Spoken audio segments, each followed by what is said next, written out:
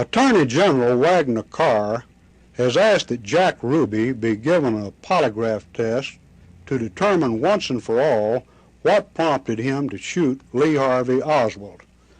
This device here at my right is a polygraph, erroneously called a lie detector. One of the foremost authorities on this device is Mr. Andrew L. Smith of Dallas.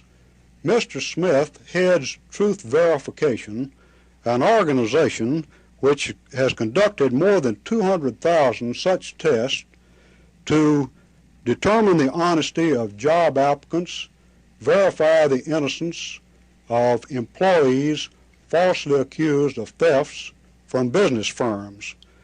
Mr. Smith pioneered in polygraph work as far back as 1930.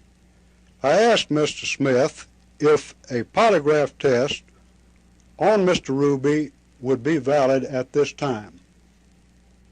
No one can take a polygraph test unless he is mentally alert, physically fit, and capable of responding to the physiological responses of stress. You cannot give a test to a person who has a fever or is under mental duress or strain. He must voluntarily, with his own free will, come in to take this test, and he must be physically able to respond physiologically. What about the medicines that Mr. Ruby is taking now? Might they have a bearing on the validity or accuracy of a test if given at this time? Well, truly, I'm not qualified to give a medical opinion, but in the normal treatment of cancer, at least the ones that I have been personally exposed to, I would say that they would affect the physiological responses of the test.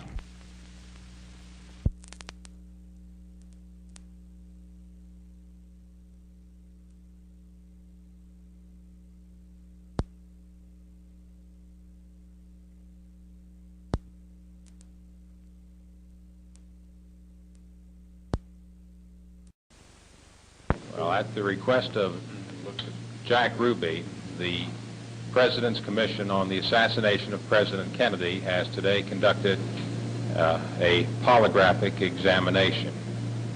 The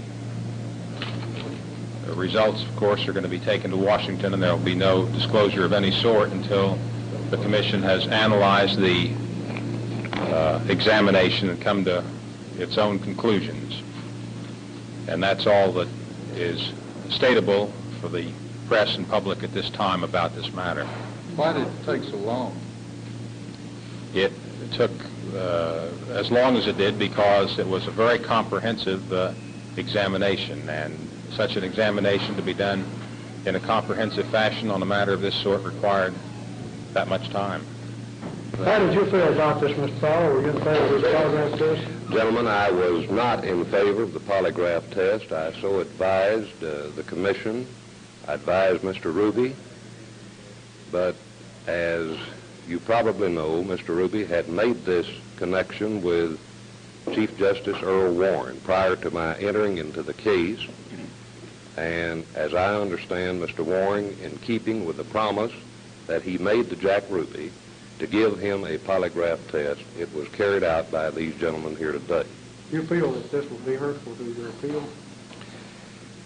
Well, let me put it this way. Anything that might lend some credence to show that certainly would not help our cause. I do not feel that anything that went on here today would be detrimental to Jack Ruby's cause. That is from his responses. Well, I will not go into his responses. Again, this I'm not prepared to say. What was the main reason you were